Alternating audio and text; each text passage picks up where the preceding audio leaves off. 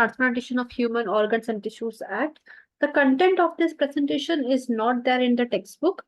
Okay, it's from the legal websites, because sometimes there is a mismatch between what is currently being practiced and what is given in the textbook. Okay. So if anyone is joining late, please help them out with the topic name and page number. So general background, there is a huge gap between the demand and supply of organs. And also there is a need to promote the deceased organ donation rather than relying on living donors, which is the people who pass away. If their organs could be harvested, okay? Majority of the road traffic accident cases or something like that, if the organs could be harvested, mm, that promotion has to be done, okay? So that the people are aware of the importance of organ donation, how many lives it can change, okay?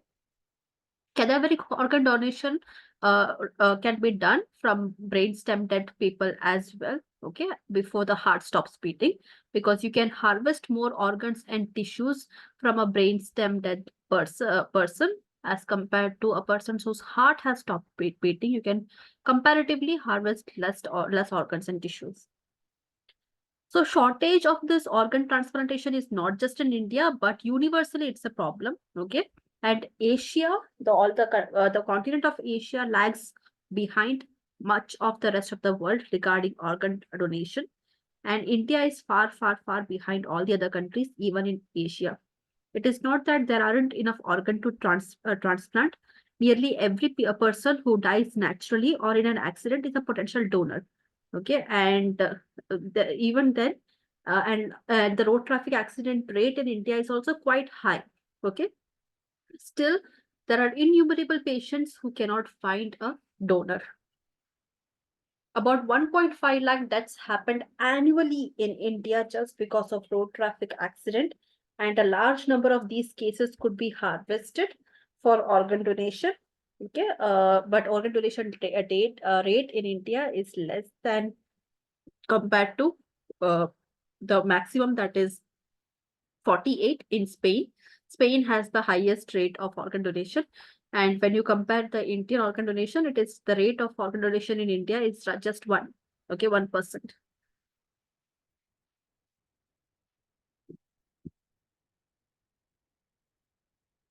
Around 2 lakh patients die of liver failure or liver cancer and annually in India, and 10 to 15% of them only can be saved timely because of a liver transplant. Okay, about 25 to 30,000 liver transplants are needed in India alone annually, but only hardly 1,500, okay, something that much liver transplant is performed. Okay. Similarly, 50,000 people suffer from heart failures annually, but 10 to 15% of them only get a heart transplant. Okay. But organ donation rate there is a positive aspect to it.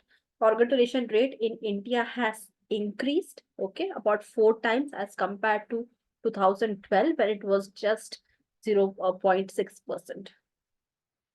0.16%. Coming to the legal framework, the THOA Act was enacted to provide uh, a system of removal, storage, and transplantation of human organs for therapeutic purposes and to prevent the commercial use dealings of organs. Okay, for money, human trafficking because of organ transplantation, commercializing the organ transplantation means getting a transplant done in exchange of money or other benefits. Okay, to prevent these commercial dealings, there's a strict legal framework of the THOA Act, Transplantation of Human Organs Act, was enacted. It is now adopted by all the states except Andhra Pradesh and Jammu and Kashmir, who have their own similar laws. Okay, but they don't function under the THOA Act.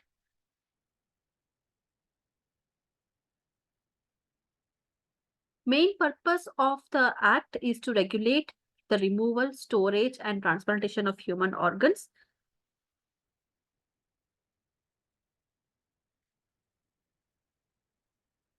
So there are some facts under the legal framework.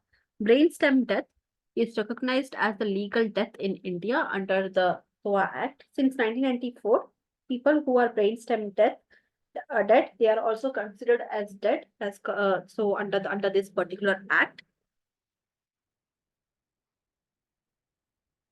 And after natural cardiac death, only few organs or tissues can be donated, like cornea, bone, skin, blood vessels. But if a person is dead, almost 37 different organs and tissues can be donated, including vital organs like kidneys, liver, heart, lungs, etc.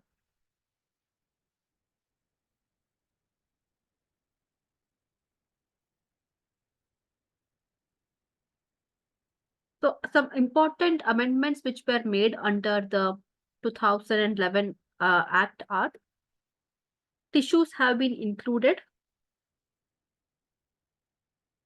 along with organs. Earlier, it was just organ transplantation, but now tissues also have been included in this act. The definition of near relative has expanded to include grandchildren and grandparents as well. Earlier, it was just parents, siblings, okay, mother, father, son, daughter, brother, sister, or spouse. That was considered as near relative, okay. And other relatives such as donors can only donate out of affection and attachment for the or for any other special reason, and that too with the approval of authorized committee. But now the near relative definition has expanded. Grandparents and grandchildren also come under the near relative definition. Provision of retrieval centers and the registration of retrieval centers of organs from the deceased donors. Tissue banks also have been registered.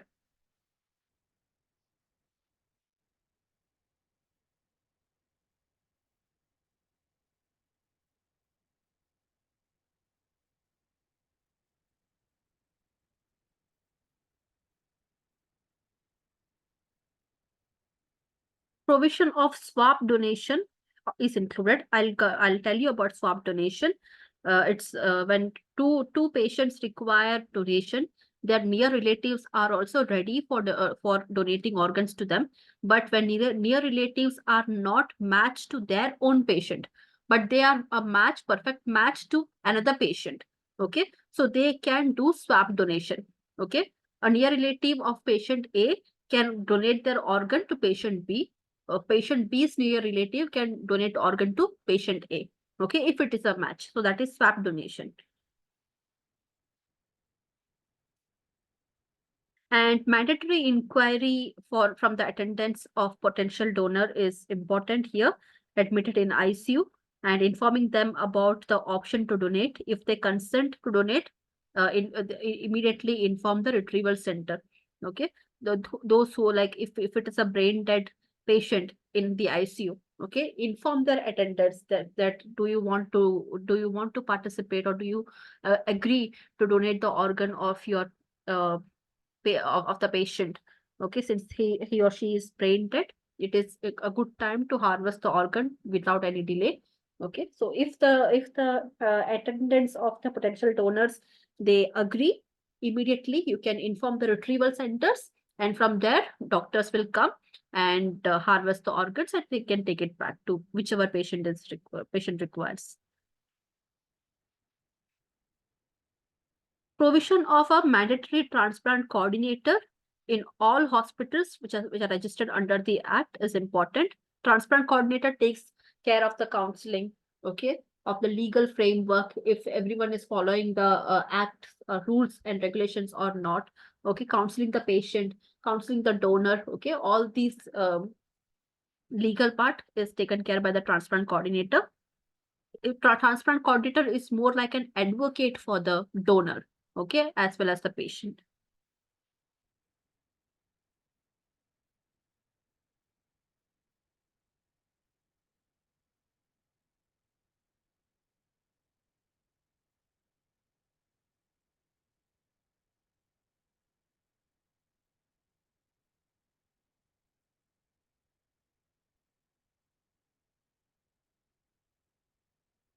To protect the vulnerable and poor, there is a provision of higher penalties that has been made for trading the organs to make sure that people who have money, they don't use the vulnerabilities of poor or disabled people to get a healthy organ. Okay, so in such cases, if it is caught, they will have to pay high penalty. The person who has been found as an offender will have to pay high penalties. They could be imprisoned as well.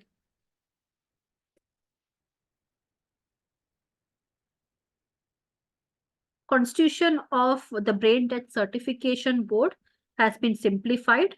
Wherever a neurophysician or neurosurgeon is not available, then an anesthesiologist or an intensivist can also be a member of this board, and they can also give the certification of brain dead.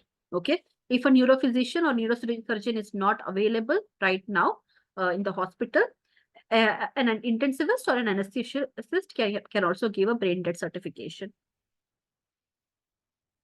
National Human Organs and Tissue Removal and Storage Network and National Registry for Transplantation are to be established. It has been established, most of them, but some part is still under work. There is a provision for advisory committee to aid and advise appropriate authority, because a lot of ethics are involved here.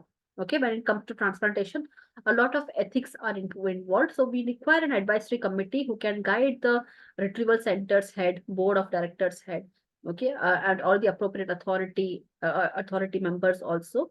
Okay, whenever they require a guidance, an advisory committee can come and clear up any ethical dilemma they may have.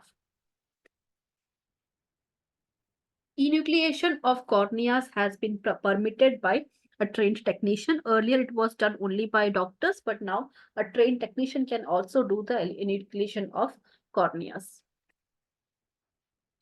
Act has made a provision of greater caution in case of minors and foreign nationals, and to prohibit the organ donation from mentally challenged persons as well, to protect them. Okay, there is a special provision. Minors cannot do organ donation. Mentally challenged people, okay, they also cannot do organ donation.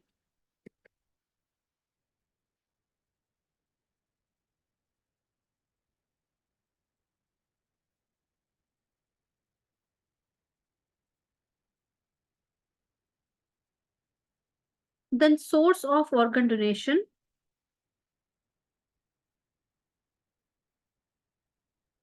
Living donor transplant, near relative, as I mentioned, father, mother, son, daughter, sister, spouse, grandparents, grandchildren. Okay, they are the near relative.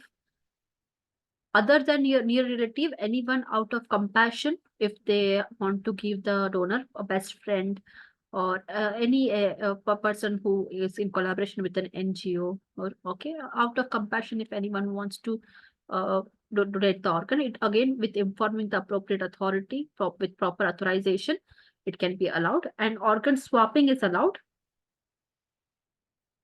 In organ swapping, as I mentioned earlier, patient A and patient B both require organ donation, but their near relatives are also ready. Donor is also ready, but it's not matching. Okay, when there is a match issue and the near relatives of patient A is a perfect match for patient B, near relatives of patient B is a perfect match for patient A. So the relatives can swap the organ to save their own patients. Okay.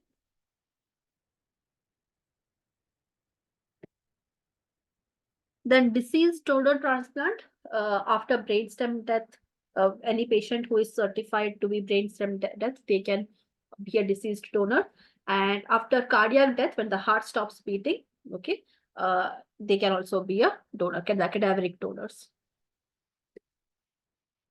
Coming to the issues and challenges in transplantation, there is a high burden of organ failure cases. Demand versus supply gap is also high. Poor infrastructure, especially in government sector hospitals, lack of awareness of the concept of brainstem death, okay, among the stakeholders. poor availability of donors,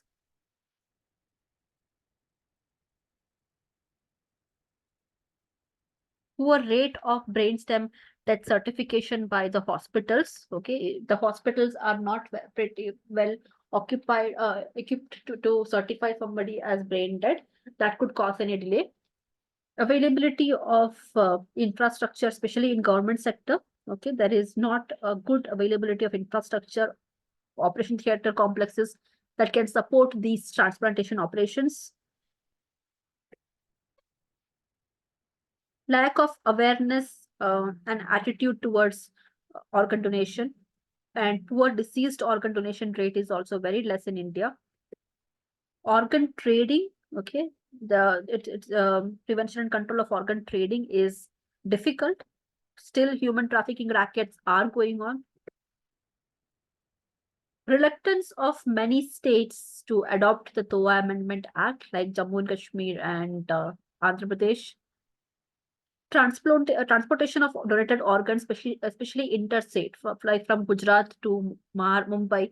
Okay, there is a donor in Gujarat. A patient requires a recipient is there in Mumbai. Okay, how to transplant the organ? Okay, through airway, roadway, railway. So okay, that the transportation in India becomes difficult. It's tricky. Allocation of deceased donor organs, especially to foreigners, should we cater to our own people first, or should we give it to a foreigner who is in requirement? Okay, that is an ethical challenge. Okay, who is the rightful person who requires, who will get the organ? Okay, uh, so even if a foreigner has been registered to get an organ donation in India, okay, should we give it to an Indian citizen first or a foreigner first? Okay, so that kind of ethical dilemmas are also there. Gaps in data reporting, especially online entry by the hospitals or states in national registry, because it is very difficult when there is a software there and hospital staff have to use the software. Already the paper based reporting and recording is also lacking. On top of that, whenever there is a software, the issues are more. Functional organized network system is not available as of now. An organized network system will make sure that the transportation challenges, okay, all these challenges are overlooked. High cost, especially of uninsured and poor patients. Okay, when it comes to a surgery that involves transplantation, it is going to be costly. It is going to be a costly surgery, and not everyone can afford it. Maintenance of standards in transplantation, and maintain following all these rules and regulations, ethics of the THOA Act, okay, following it to the teeth, it becomes very difficult in practice. So that's about the THOA Act in short. If you have any queries, you can mention in the chat box.